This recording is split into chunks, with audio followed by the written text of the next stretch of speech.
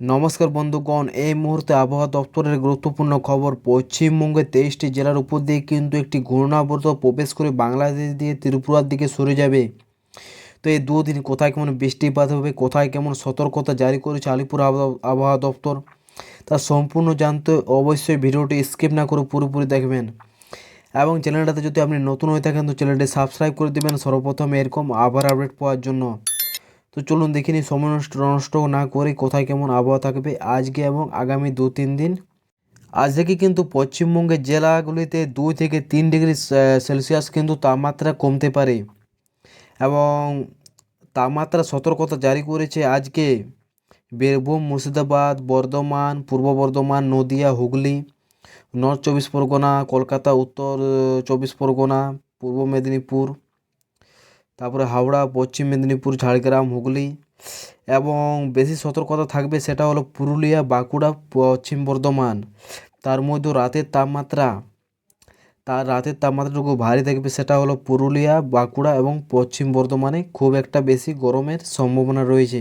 এবং 18 থেকে 19 তারিখে কিন্তু কোথাও কোনো সেরকম সতর্কতা জারি করা হয়নি। কিন্তু 20 তারিখে দেখতে পাচ্ছেন, 20 তারিখে পুরুলিয়া, পশ্চিম বর্ধমান, বাঁকুড়া, পূর্ব বর্ধমান, পশ্চিম মেদিনীপুর, ঝাড়গ্রাম, পূর্ব মেদিনীপুর, তারপরে হুগলি, হাওড়া, এইসব জায়গাতে কিন্তু 40 থেকে 50 কিলোমিটার গতিবেগে ঝোড়ো হাওয়া বইতে পারে 20 তারিখে। এবং 30 থেকে 40 কিলোমিটার গতিবেগে ঝোড়ো হাওয়া বইতে পারে।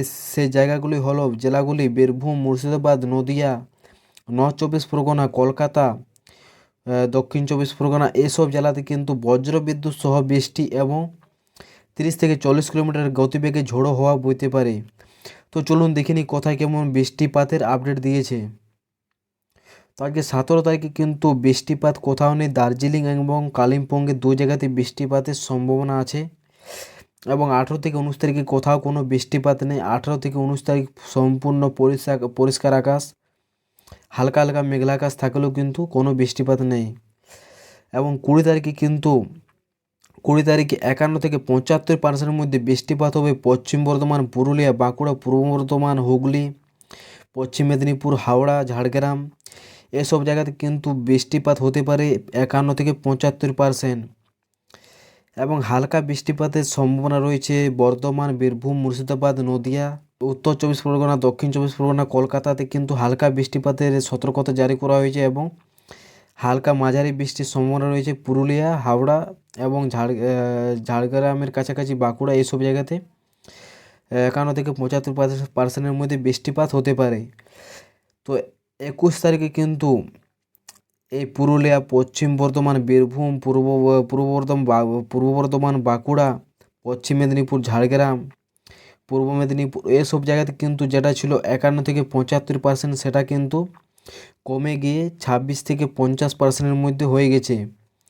এবং যেটা আগের দিন ছিল 26 থেকে 50%-এর মধ্যে, যেসব জায়গাতে ছিল যেমন মুর্শিদাবাদ, নদিয়া, হুগলি, নর্থ 24 পরগনা, দক্ষিণ 24 পরগনা, কলকাতা, সেই সব জায়গাতে কিন্তু 51 থেকে 75% মধ্যে বৃষ্টিপাত হবে।